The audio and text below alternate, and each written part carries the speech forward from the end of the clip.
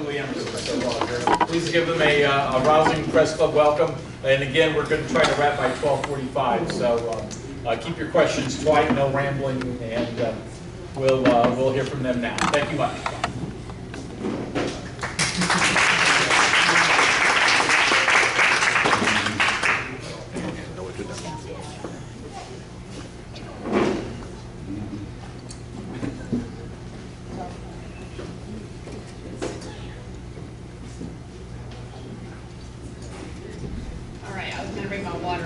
But I can see myself spilling it and everybody putting that on the news. So thank you guys for being here today. I'm State Representative Julie Emerson, Chair of the House Ways and Means Committee. I'll start out by saying that I know that probably the biggest thing that everybody wants to look at and address this session is insurance reform. Jack and I don't handle that, so we're going to call Gabe Ferment real quick to come talk about that. But no, actually, we'll just briefly touch on it, as I'm sure Jack will. It's definitely the #1 thing we've heard from our constituents, from everyone around Louisiana. So we know that we have to address it. We know that we have some of the highest rates in the country, if not the highest rates. We did see a lot of work done on the property insurance side this past session. Obviously, it takes a little bit of time for us to see some of those rates dropped and reflected. But thankfully, we are starting to see some of that happen. We're starting to see more companies come in, create more competition, write more policies. Obviously, this session, we're hoping to address everything on the auto insurance side, which does encompass some legal reform as well. So we will be looking to those things to try to create a better environment for insurance and to hopefully drop our rates, so that we know that every citizen in Louisiana is facing issues with increased rates that don't seem to be dropping at any point right now. Kind of switching over on the tax side of things, obviously I'm the chairman of Ways and Means. Amendment 2, obviously, as you all know, did fail on the ballot last week. So I've been very encouraged, actually, the last week or so. I've had a lot of people call me, people that were actually in opposition that have called and said, look, there's so much that we really liked about that amendment. Some of you even told me I liked 90 to 95% of what was in that bill and what was contained in that amendment, but there was just 5 or 10% that I didn't like, and we would like for that to be broken up so we can kind of choose individually which things we want to move forward with. And so that was probably the biggest feedback that I got from people, and so I am excited to say that we are going to bring some of those concepts back. I'm sure that you'll probably have a lot of questions as to how those will be broken up, but kind of big overview. One of the things I think was incredibly important about Amendment 2 was combining the budget and revenue stabilization funds. It didn't get talked about a lot because I guess it's maybe a little bit more of a boring topic, but when you combine those two funds, that does help remove that $600 million limit that we have on corporate and franchise tax collections that goes into revenue stabilization, and so that frees up more money from the general fund, and further helps us reduce rates moving forward. You've heard a lot of people talk about wanting to reduce and eliminate the income tax, the personal income tax. In Louisiana, we have a lot of states around us that are moving in that direction. Texas has obviously already been there for a while. Florida, Tennessee, and then now Mississippi is on their pathway to zero. So we want to catch up with that. We want to be on that trend. We want our state to be more competitive. It's certainly shown that as you drop those rates on the corporate income tax and the personal income tax side, it does help stimulate your economy. So these are things that we're looking to do to hopefully keep Louisiana more competitive. So that is a concept that I will be bringing back in a separate amendment to look at those two funds, to combine those. We'll also be individually looking at the payment from the Education Quality Trust Fund to the TRSL. I would like to have further debate on that. I think toward the end there were a lot of questions and some concerns and a little bit of confusion about what that did on the retired teacher side. I just want to be very clear. There were positive effects on the retirement funds of teachers moving forward because we were helping to pay down that debt. I think there were just some concerns that unfortunately we were not able to fully address, and so I'm hoping that with a longer session, more debate, more conversation about it, we'll be able to address some of those concerns and move forward with that. We'll also be looking on the inventory side. Representative Desatel is going to have a constitutional amendment and a statutory companion bill to look into the locals having the option to pull back the inventory tax and to eliminate on their side. So that is something we want to continue on. That will be a separate amendment. So I'm excited to continue these conversations. I hope that we'll have a lot of public engagement. I think we really did. I think you probably saw more public engagement in the last couple of months on some of these topics. And it was very exciting because to me, I got to have a lot of really good conversations with constituents. I think a lot of members did. Very proud of our freshman legislators who really dug in and tried to answer some of those questions. And so, I do think that we'll have some positive outcomes from this. We certainly understand that there were just too many questions with that larger amendment. So we will be looking to break it up and hopefully continue down that path of trying to reduce our rates. So I guess with that, I'll hand it over to Jack or answer any questions. I don't know if we want Jack to speak first and then we can answer questions. Okay. Thank you, Julie. My name is Jack McFarland, for those of you that do not know me. I represent District 13. It's North Louisiana. It's Wynn, Jackson, Bienville, and Natchitoches parishes. I serve at the pleasure of the Speaker as Chairman of the House Appropriations Committee. And I'd like to agree with what my colleague stated, that insurance is definitely still in crisis, especially for the home industry and on the commercial side as well. We did make some significant strides last year in the property insurance market, and I think that already our citizens are beginning to see the results of those measures that were passed last year. We've seen additional markets open up, and so I think it's encouraging. Now, we have to do the same thing for the auto industry. The auto side of insurance, more specifically the commercial as well. As a business owner who owns multiple big trucks, I'm very much aware of the challenges associated with operating your business and paying these high premiums. Our constituents overall and overwhelmingly are asking us to come back here and once again work on that. So I'm encouraged. I have seen several of the things that's been discussed. I have had late conversations with Chairman Gabe Furman of the House Insurance Committee, as well as multiple members who are bringing multiple pieces of legislation. So I'm encouraged that we will address that and be able to put something on the governor's desk that he can sign, and we can start moving Louisiana forward again. As the budget goes, this year we are facing a $194 million shortfall. In the governor's executive budget, as it was presented back in February, the governor did address the $194 million shortfall in his budget. In the fall of 2024, we did something for the first time. The House Appropriations Committee, we held budget hearings. And a lot of people asked, why are you holding budget hearings in the fall?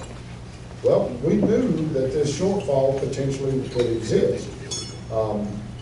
Obviously, it would have been a lot easier had the constitutional amendments passed. The budget shortfalls would have been addressed. But since it didn't, we prepared for the budget that we knew we had, based on the last revenue estimating forecast. So with that said, we know that the $194 million shortfall exists this year, $86 million next year, $571 million the next, and $668 million the next. So there are still things that we have to begin to do to prepare for the shortfalls, not just this year, but for those in future years. And I do agree with Ms. Emerson that we do have to continue to do a better job of working toward constitutional amendments, putting forth amendments that the voters have, and we have to do a better job of explaining those, but those are still things that are necessary for Louisiana to continue to move forward. Now, the question has come back to me, and I want to go ahead and be upfront with it now. I've already been asked multiple times about the teacher stipend. But I'm still encouraged by members and the public that the teacher stipend is a priority. Our education system is on the rise in Louisiana. You've heard that reported. Teachers are playing a large role in that. We have made significant efforts last year to reduce some of the burdens that we've placed on teachers with all the testing and, I call it big government being looking over their shoulders. We've heard from them. We asked them, what can we do to make your job easier and better? We heard that message and we took some of those suggestions and we put them into law last year. And now I'm tasked again with, okay, well, since the constitutional amendment failed, how are we going to address a $194 million shortfall and a $198 million teacher stipend? Well, to be perfectly frank and honest with you, it's going to be through cuts. There will be reductions in agencies and requests. That is the only way we can do that. So will there be some pain and not so happy agencies? Look, our agencies still have other requests. Requests that still come in for additional dollars. But where we find ourselves is with a $194 million shortfall. And now finding $198 million in the budget for the teacher's stipend. But I am encouraged. I worked with a wonderful group of people in the Appropriations Committee. We put a lot of hours in. If you don't know, we've been meeting for the past 3 weeks already and looking at the budget. But it doesn't stop there. We even work in the off-season. But look, I'm encouraged and I'm open to questions now.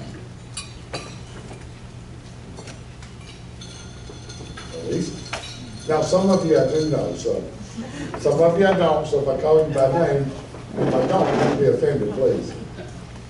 I'm curious what you can tell us about how the federal cuts are impacting your budget process. Yeah, definitely. So right now, there are some things that have started to move forward. One of them is it's a food program from the farmers to our local schools. That program that I'm aware of is being cut. There's about $3.5 million, and it is providing Louisiana-fed beef and chicken and other things to our students through our schools. It is still important. I think that as we work through the process, some of those things that are going to be coming down from the federal government, some I do not know, many I do not know, let me emphasize that. But on that one program I do know about, we are going to make a concerted effort to find the resources to make sure we take care of those children. 3 things that have always been felt like we were responsible for: our children, our seniors, and our disabled. And so I think that we hear a lot of conversations and a lot of talk about other educational cuts. I haven't seen those yet. We've heard about healthcare cuts, have not seen those. So right now, I'm still operating and preparing a budget without any of those other reductions. But as they come along, those are things that we will have to address. And just to clarify, so you gave that one example, you said that there are a number of other areas that you've heard about, but they haven't come across your desk. Are there other examples that have come across your desk in addition to the one that you gave us just now? No, not without being specific. I mean, there's been a lot of conversation about reductions in Medicaid. Obviously, that would be very challenging in our budget to see any significant reductions. And I am aware that the governor has had conversations with both Speaker Johnson and the president that how many people in Louisiana depend on Medicaid and the significant portion of our budget that it does require. So I think that with those conversations being held, I think everyone's fully aware in D.C. that Louisiana has a significant population that depends upon Medicaid.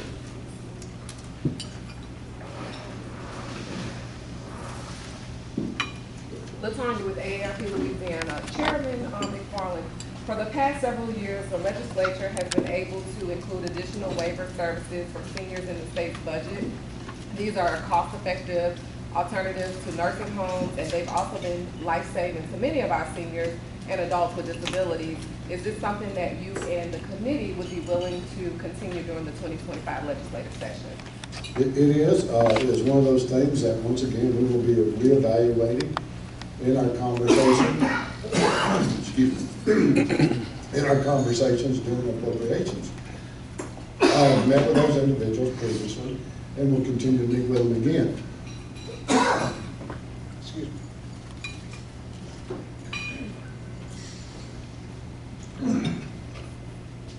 I have those allergies everybody else has had with the pollen. I apologize.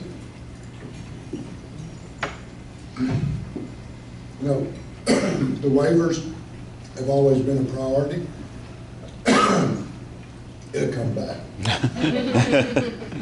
And look, I always encourage, I see grandparents and grandchildren, raising grandchildren sitting back there. Those are all programs that I support, as well as the legislature as a whole.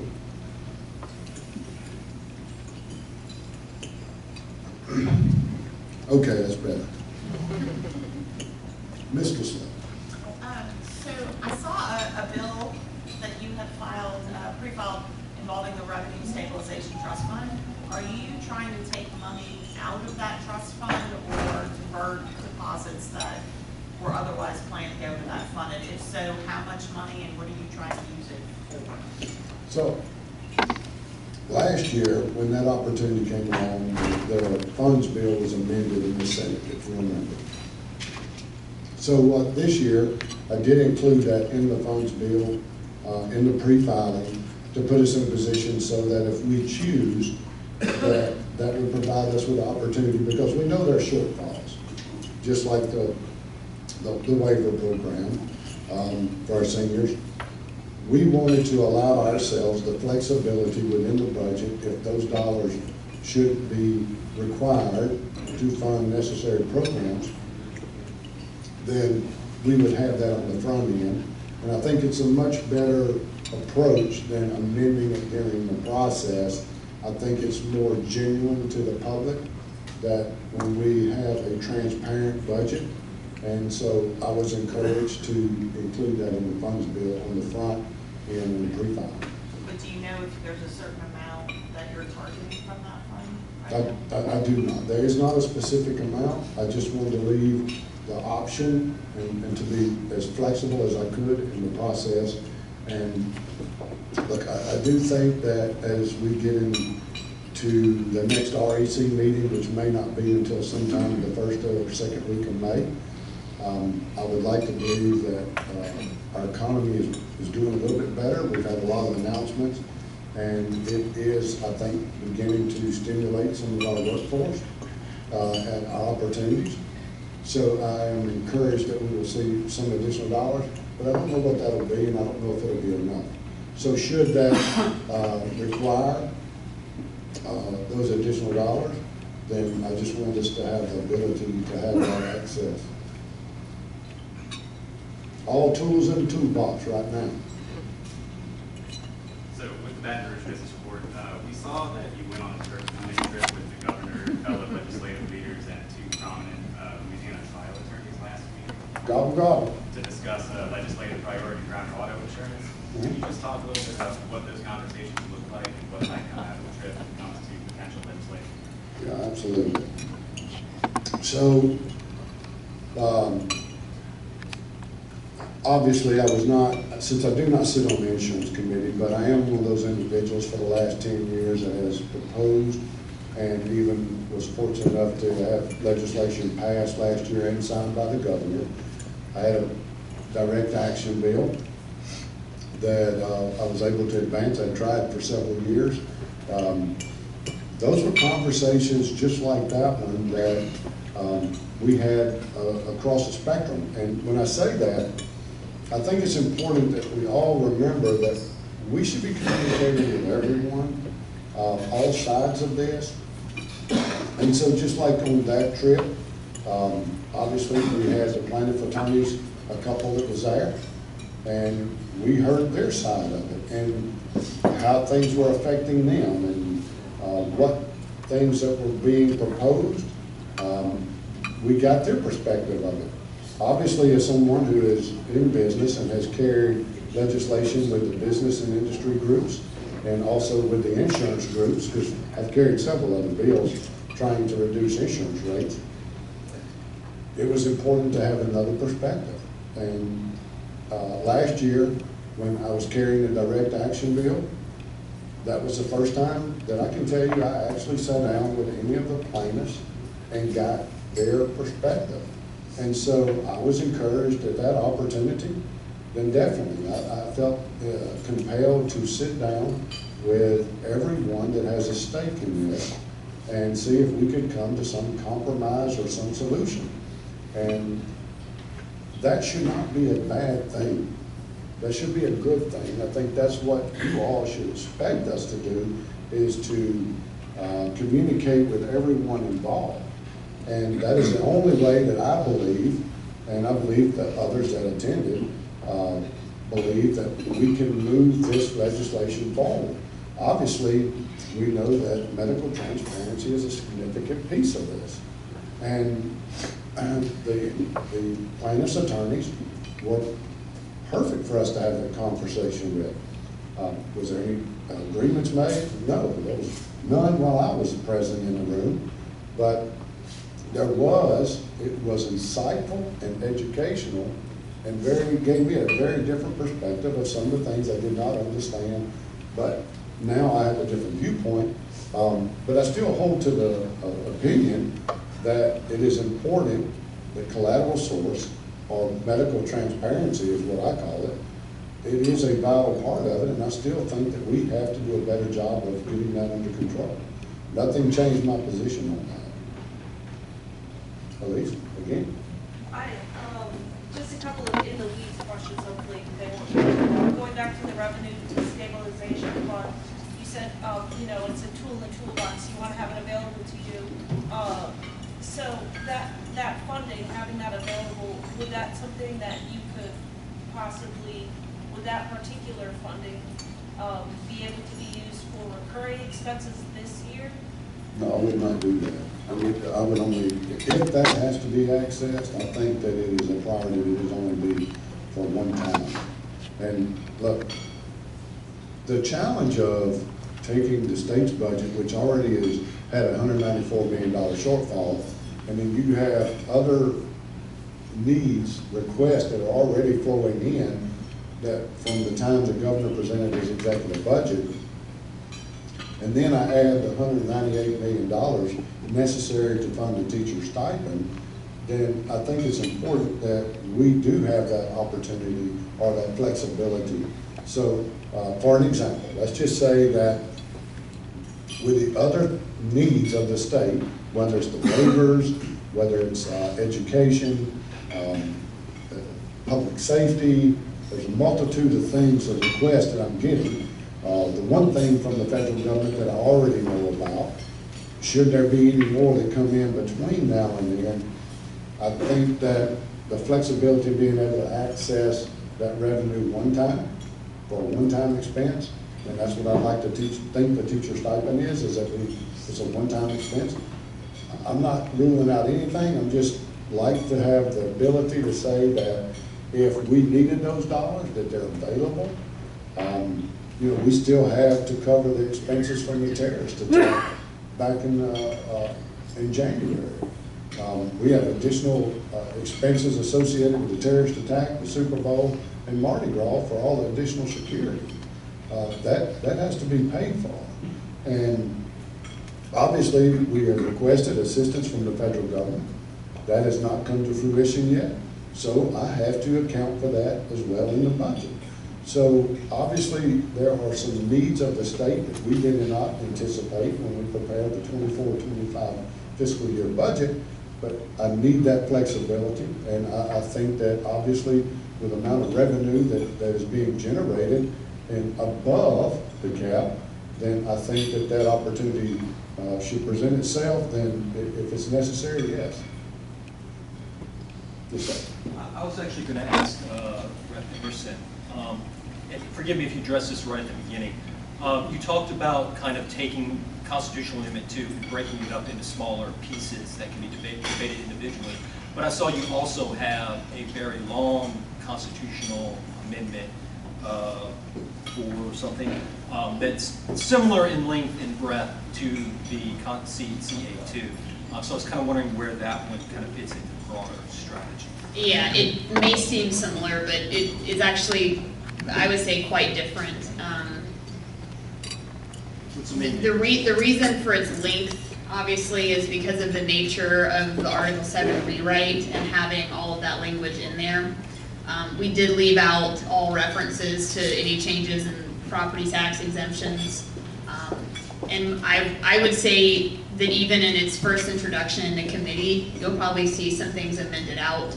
I referenced the fact that Representative Desatel had a bill that was going to deal with the inventory tax piece, and so I would imagine if we decide to go the route of having that one on its own, that we would amend it out of the rewrite. Same thing with severance tax. Representative Bagley has one that references that. So that would, and obviously I took the teacher part out of that one as well. So I believe you'll probably see that one pared down. That was more about trying to get something that was, I guess, caught all of the things that we were trying to accomplish while removing some of the things we know we need to deal with individually. So you'll probably see some extensive amendments on that one, but you know, we needed to get that one filed and we can have further conversations about it.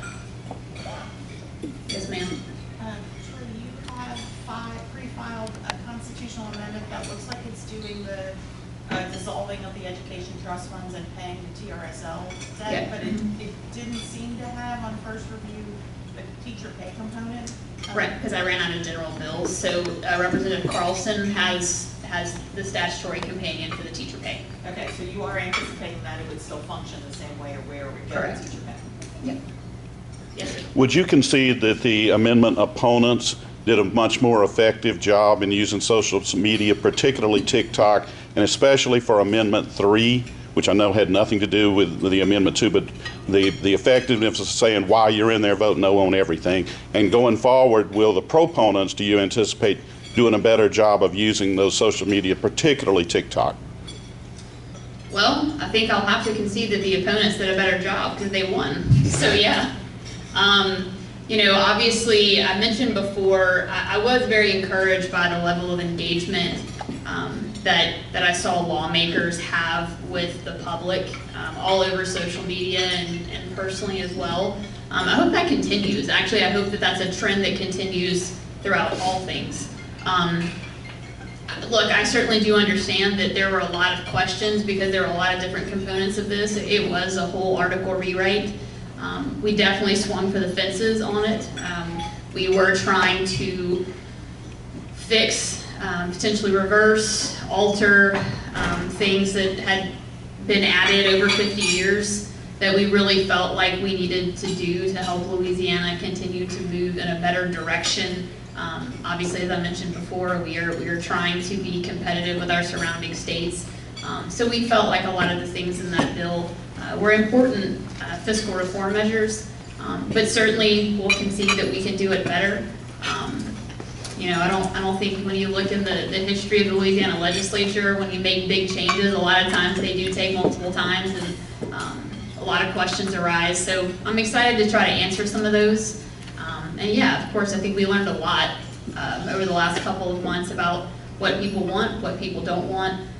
Again, I think the biggest thing was just smaller pieces of it to try to address individual things at one time. So we'll be looking to do a lot of that. Well, a quick follow-up, will there be removal of all church-related language on any second swing at the ball? Well, as I mentioned, there is no altering of property tax exemptions. Those are all remaining whole in the Constitution with the bill that was introduced. Sorry, I didn't catch that.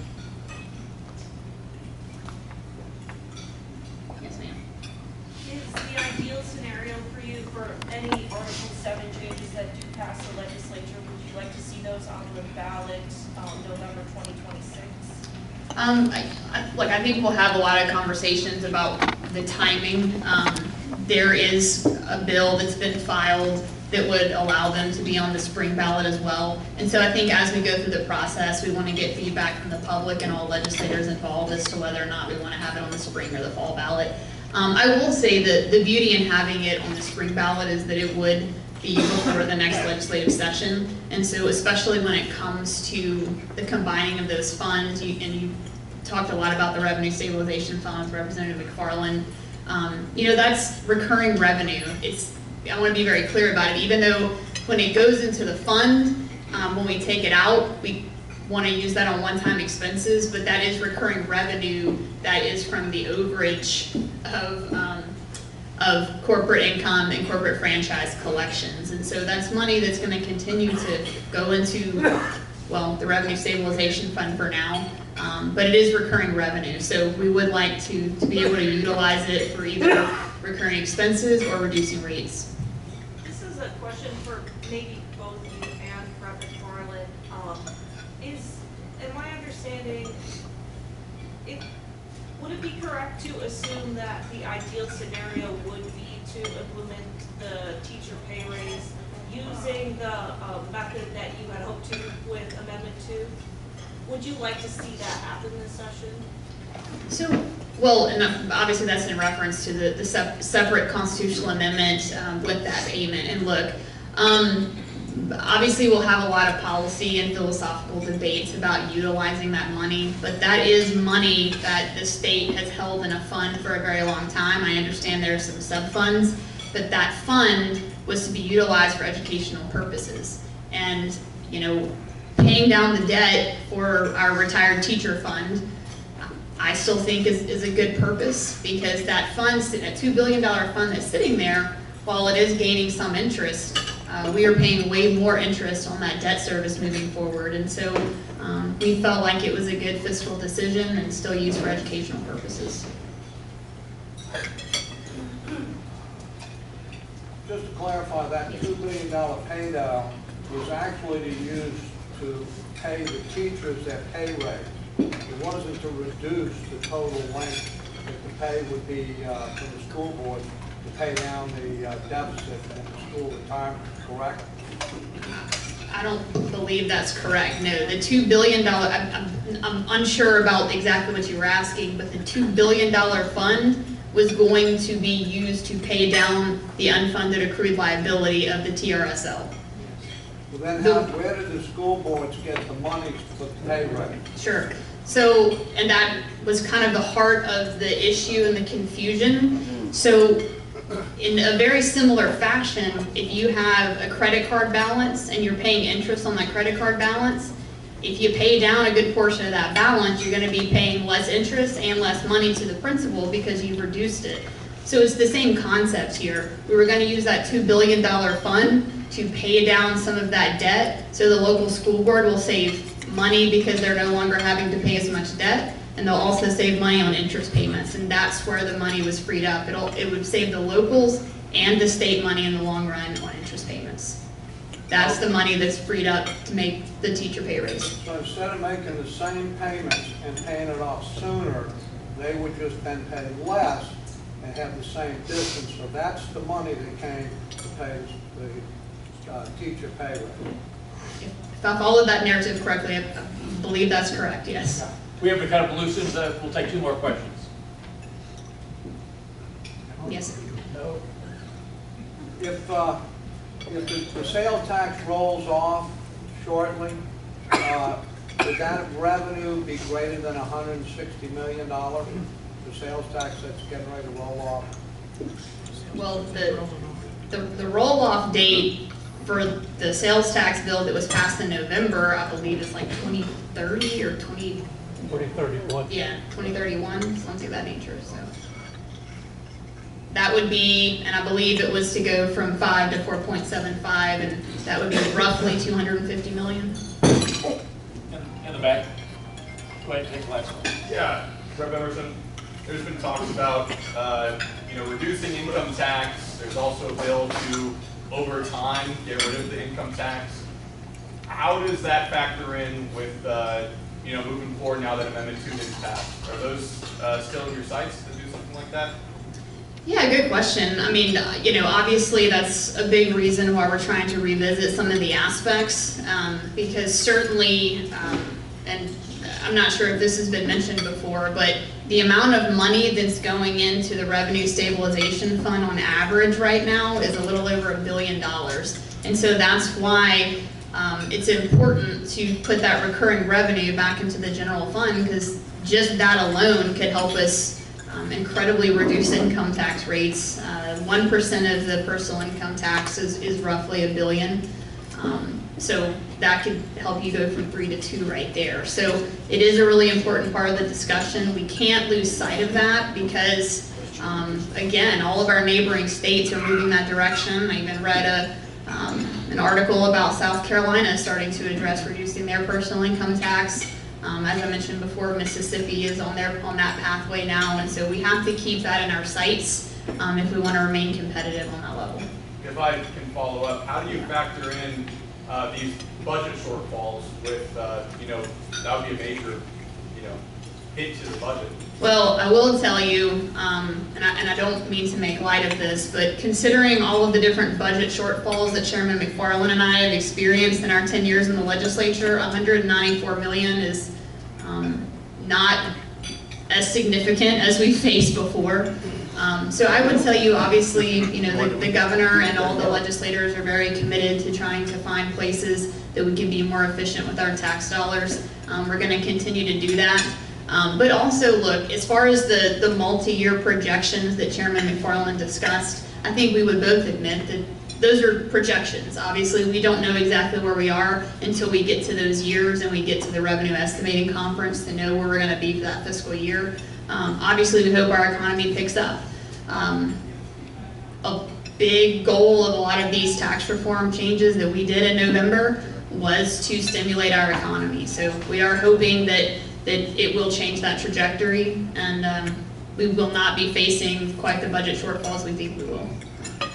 And Representative McFarland, if you wanted to wrap up as well. So I want to go back to a question Elise had asked. One of the additional issues we have also with Office of Motor Vehicles. Everyone knows the challenge of when you go, will the computer system be up, will it be down? We have constituents having to take off work, go back. I mean, it's created a significant issue, along with having the real ID, which is going to be required by the federal government. So Office of Motor Vehicles, there was a change last week. Brian Adams is now the Office of Motor Vehicles Secretary. And those additional dollars is going to be necessary to fund the new computer system to get that up to date. I mean, we heard this morning in appropriations that it was still operating on COBOL. And I mean, many do not even realize how old that is. Those are things that you always plan for. Those are things that should have already been addressed. But that is just one additional thing that I thought of as we were sitting here. It is of significance because the federal government is saying you must have a real ID. We have to provide a way for our people to get that real ID. So the Office of Motor Vehicles is opening additional hours, being open on Saturdays. They've done a couple things last week with the computer system that so far this week have significantly helped. It's not a solution, it is a Band-Aid, but we financially, I am committed to finding the dollars as well to solve that problem long-term. This is not a short-term solution. Thank you for coming. Also, Meg had one final announcement she wanted to make to everybody in the room. For those of you that use the LaLeg app, the legislature's new mobile phone app that we launched a couple of years ago, as we go into the legislative session on Monday, there'll be 2 new features. You'll now be able to search bills on the app.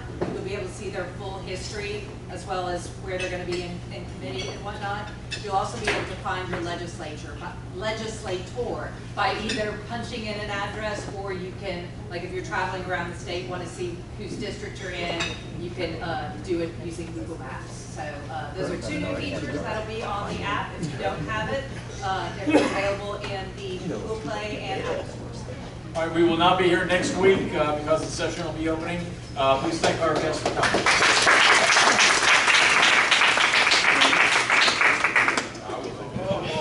We'll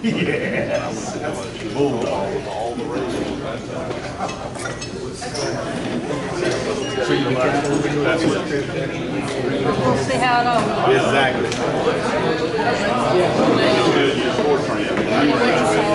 Which I was glad. Because about 2 semesters later, they started mandating football. Oh, I was a business major. Business major. I'm a finance major. I know. We had to take one computer science class.